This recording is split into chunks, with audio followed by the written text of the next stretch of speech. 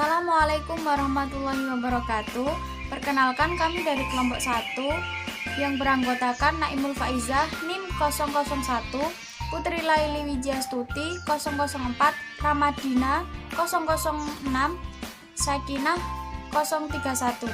Nah, di sini kita akan menjelaskan mengenai materi Undang-Undang Dasar 1945 dan amandemennya.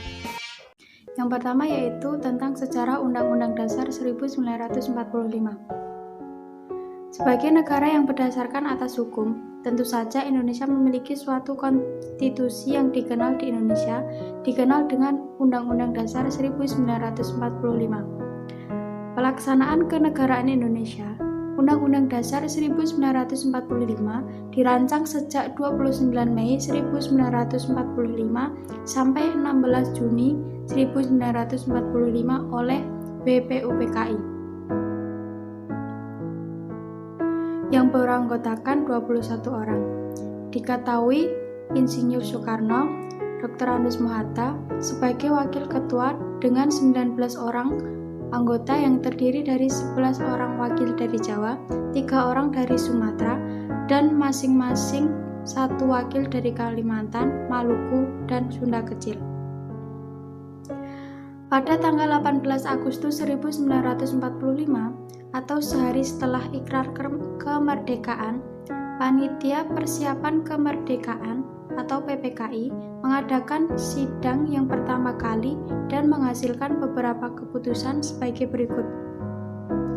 Yang pertama, menetapkan dan mengesahkan pembukaan Undang-Undang Dasar 1945 yang bahannya diambil dari rancangan undang-undang. Yang kedua, menetapkan dan mengesahkan Undang-Undang Dasar 1945 yang bahannya dari undang-undang. Yang ketiga, memilih Ketua Persiapan Kemerdekaan Indonesia, yaitu Insinyur Soekarno sebagai Presiden dan Wakil Ketua Dr. Andes Mohatta sebagai Wakil Presiden. Pada tanggal 22 Juni 1945, disahkan Piagam Jakarta yang menjadi naskah pembukaan Undang-Undang Dasar 1945 setelah dihilangkannya anak kalimat dengan kewajiban menjalankan syariat Islam bagi pemeluk-pemeluknya. Naskah rancangan Undang-Undang Dasar 1945 Indonesia disusun pada masa sidang kedua Badan Penyelidik Usaha-Usaha Persiapan Kemerdekaan atau BPUPKI. Di sini saya Putri Laili Wijiastuti NIM 193141004. Di sini saya akan menjelaskan tentang pengertian Undang-Undang Dasar 1945. Sebagai negara yang berdasarkan atas hukum, tentu saja Indonesia memiliki konstitusi yang dikenal Indonesia, yaitu Undang-Undang Dasar 1945. Undang-Undang Dasar ini merupakan hukum dasar tertulis dan juga konstitusi pemerintahan negara Republik Indonesia saat ini.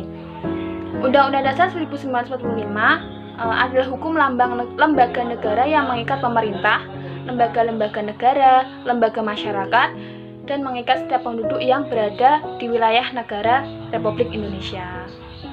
Saya Ramadina Slaviana NIM 193141008 akan menjelaskan mengenai fungsi dari Undang-Undang Dasar 1945 dan amandemen Undang-Undang Dasar 1945. Yang pertama, saya akan menjelaskan mengenai fungsi dari Undang-Undang Dasar 1945. Apa sih fungsi dari Undang-Undang Dasar 1945? Yang pertama, yaitu sebagai hukum dasar. Nah, dalam sebagai hukum dasar ini, Undang-Undang Dasar 1945 berisi norma-norma dan aturan-aturan yang harus ditaati dan dilaksanakan oleh semua komponen, yaitu pemerintah, lembaga-lembaga negara, dan lembaga masyarakat. Yang kedua, yaitu sebagai alat kontrol. Nah, dalam pengertian ini, Undang-Undang Dasar 1945 mengontrol apakah norma hukum yang lebih rendah sesuai atau tidak dengan norma hukum yang lebih tinggi. Yang ketiga, yaitu sebagai pengatur bagaimana kekuasaan negara disusun, dibagi, dan dilaksanakan. Dan yang terakhir yaitu Undang-Undang Dasar 1945 berfungsi sebagai penentu hak dan kewajiban negara, aparat negara, dan warga negara. Selanjutnya, saya akan menjelaskan mengenai amandemen Undang-Undang Dasar 1945. Pada tahun 1999 sampai 2002, Undang-Undang Dasar 1945 mengalami perubahan amandemen yang keempat. Perubahan dalam bentuk amandemen yaitu perubahan dan pengurangan beberapa hal yang selama ini belum dimuat dalam Undang-Undang Dasar 1945. Perubahan difokuskan pada batang tubuh Undang-Undang Dasar 1945. Maka dari itu, Undang-Undang Dasar 1945 sudah tidak bisa lagi dirubah. Jikalau ada suatu permasalahan yang berkembang sesuai perubahan zaman, jalan satu-satunya adalah revisi Undang-Undang Dasar 1945. Nah, salah satu tuntutan reformasi 1998 ialah dilakukannya amandemen terhadap Undang-Undang Dasar 1945. Latar belakang tuntutan perubahan Undang-Undang Dasar 1945 antara lain, yang pertama, pada masa Orde Baru, kekuasaan tertinggi di tangan MPR dan bukan terletak pada rakyat. Yang kedua, yaitu kekuasaan yang sangat besar pada presiden.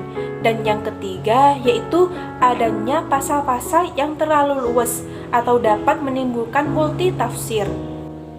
Adapun amandemen Undang-Undang Dasar 1945 ditetapkan dalam sidang umum dan sidang tahunan MPR.